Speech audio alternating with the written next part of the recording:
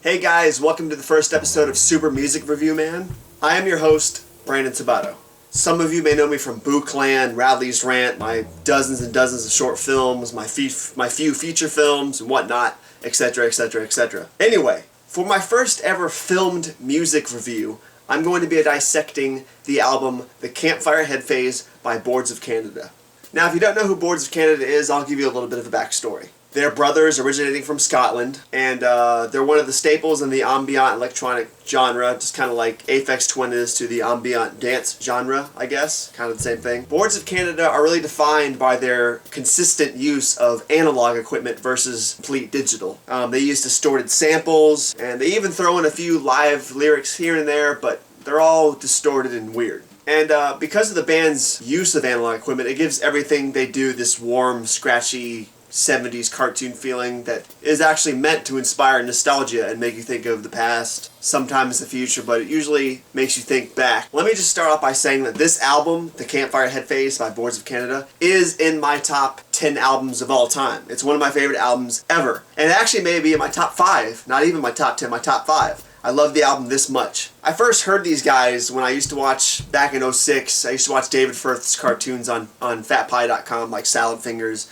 and his other weird shit he does, and a lot of his videos back then featured Boards of Canada songs on it. I just started listening to them more and more as the year and the year after that went on. I never really had a deep fascination with the group until spring 2008 when I saw their album for sale at Best Buy. And I was like, what the hell, this is weird. I didn't think these guys were, had records for sale actually like this in stores. But fortunately they did, and I picked up the CD immediately and started playing it in the car on the ride home. When I first started the record, I was immediately drawn into it. The soft, vortex-like synth track that makes up the first track of the album just pulled me in completely. Track 1 is actually entitled Jump Into the Rainbow Vein. I mean, that's what it feels like you're doing. You're jumping into this journey. I mean, it really does feel like you're being taken into this strange journey of memories and sound and nostalgia. The music on this record seems to just universally dictate memories of childhood and experiences you've had. And other people have told me this too, and I've seen this online. It inspires memories, and everybody has their own opinion on it, but each song seems to inspire the same general feeling of childhood experiences and whatnot, and it's just strange how that works. Track 2 is called Chroma Key Dreamcoat. It is the fastest and most upbeat track on the entire album.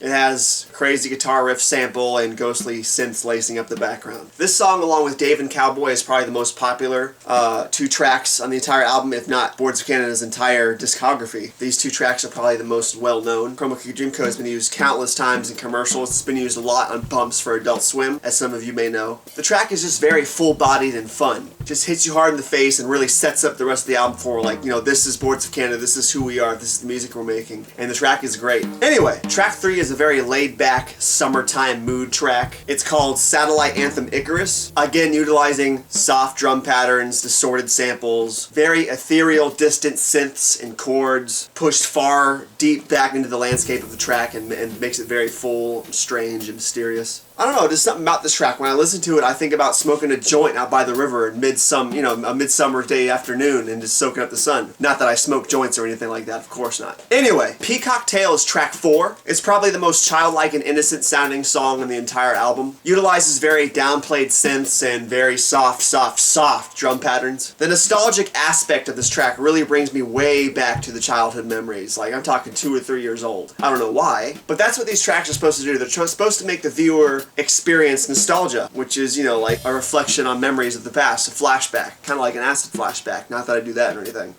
But that's what's great about this song and this album, is that everybody has different takes on it. Some of them love it, some of them hate it, some of them think it's a piece of shit, some of them think it's the greatest thing to ever comes in sliced bread or sliced cheese or whatever the fuck you guys call shit. Track 5 is the second rock star of the album, next to Chroma Key Dreamcoat, of course, and is in fact the only song on the entire album to have an official music video made for it by Boards of Canada themselves. The track is called Dave and Cowboy. This song isn't particularly my favorite off the album, but that's not at all a hindrance to the album because I still love every song. This just happens to not be my favorite of the album. The track starts off very slow, quiet, it's very airy, kind of pulls you into itself. Halfway through the track, it breaks into a lone guitar riff sample, very heavy, very distorted. Soon fills out with drums, synths, and a lot of ghostly, digital, strange, weird shit going on. Even throws in, for the first time in the whole album, I think this is the first track that throws in synthesized strings, which brings the palette of the track and the album to whole new heights. at this point in time. Track starts off slow, ends magnificently. Definitely not a track to overlook. Just happens to not be my favorite off the record. Track 6 brings us to a moment of clarity. It's kind of an intermission track between the two tracks, between Dave and Cowboy and the following track. Gives us kind of a peaceful break from the conclusion of Dave and Cowboy and like an ethereal look ahead to the next track. It's actually less than a minute long. It's kind of a distorted set of synths, distorted and ghostly, hitting strange and different chords. A very mellow track that gives the album a little bit of breathing room. Track 7 is when things pick back up. The track is called 84 Pontiac Dream.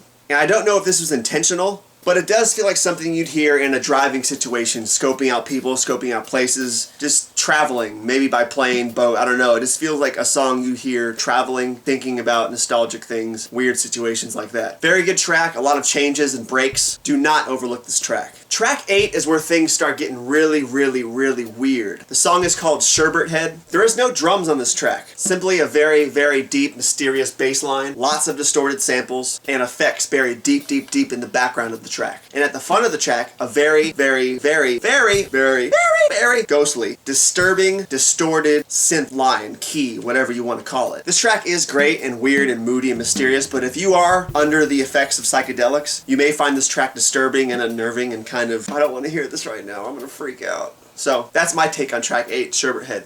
Gotta love the song, you might think it's a little bit scary.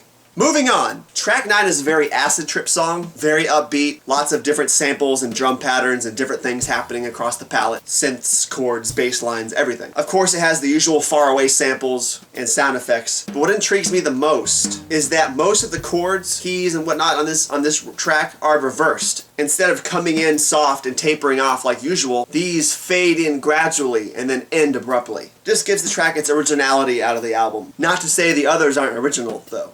Track 10 is another short track, coming in at just over a minute, and is basically just a synth line, distorted and weird and ethereal. And what sounds like TV static and white noise mixed together to fill up the background. I think it works great as another intermission track to kind of break up the album a little bit, gives the album a little bit more breathing room. Track 11 is called Hey Saturday Sun. It's probably the slowest track on the record. Has kind of a sense of loss to it, maybe sadness or failure. Probably thrown into the album to accompany the whole nostalgic aspect.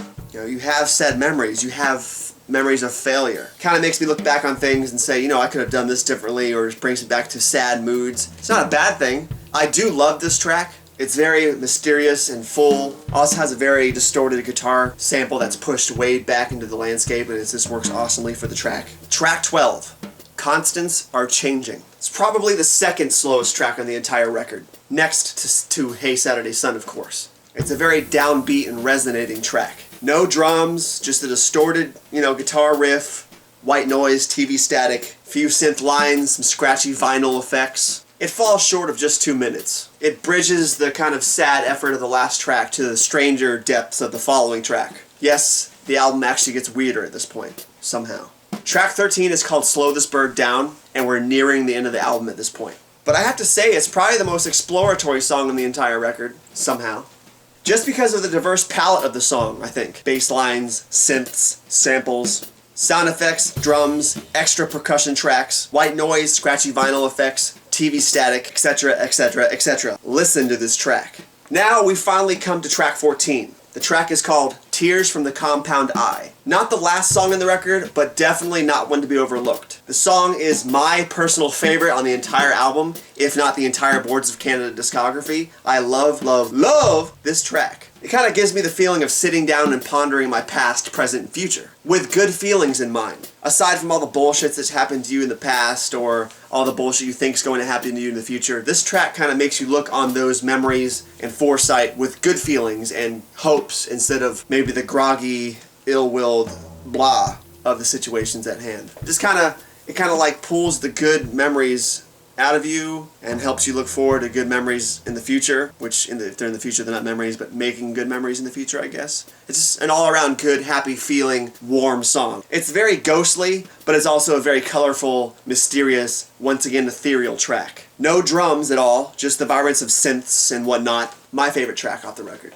Track 15 is the album's final track, for the US release at that, and it's called Farewell Fire. It's kind of a track that fades away before it can even begin. It's very quiet, it's a very isolated song. It's definitely my least favorite song on the record, but that's not saying anything because all the songs on the record are very strong in their meaning and their value to the album as a whole. But just, you always have a least favorite and a favorite off anything, and this is my least favorite off the album just because, I don't know why, it's just my least favorite. One reason it's not my favorite is because it ends the album, so the album's over at this point. Second is because this wasn't a very strong finish, I thought, to the album compared to the other tracks. I think the album should have had a very happy, overall, warm, triumphant conclusion. They could have ended it on Tears from the Compound Eye. They just could have. Although I do appreciate how this song does work as the track's finale, it's just not the finale I would have chosen myself, but I'm not Boards of Canada, and I respect their decision in putting this as the last song. I just think it could have been a little bit stronger.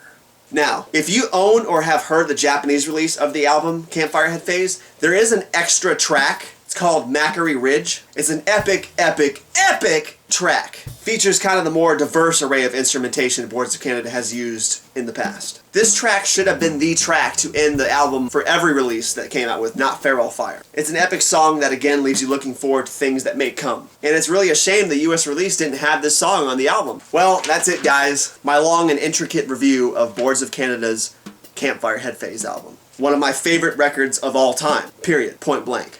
I'm gonna give this album a perfect 10. Perfect, perfect, perfect, perfect, perfect, 10, 10, 10, 10, 10, perfect 10. This is one of the few albums I consider a complete work, a complete effort, a 100% album. Albums to me are meant to be a representation of a perfect, full-bodied, complete work. Most albums you hear, 90% probably or more, are just songs recorded, thrown together with no concept, no purpose, no meaning, no stringing together of the themes and concepts. But this album is one of the few that I can think of that deserves a perfect 10 because of its completion. It's a complete work. It's a finished statement. It's not just some bullshit thrown together. And for an ambient music album to get my attention to get a full 10 is very, very rare. So props to Boards of Canada for this album. I find it your most complete work out of all your discography and EPs and whatnot, everything. This is my favorite. This is the pinnacle of your guys' releases so far. I know it's been 7 years since this came out, but I hope you guys continue to make music and I hope this album sets up for future records to improve upon. So that's it, and I'll see you guys on the next review for Super Music Review Man. If there is another review, I don't know. Peace.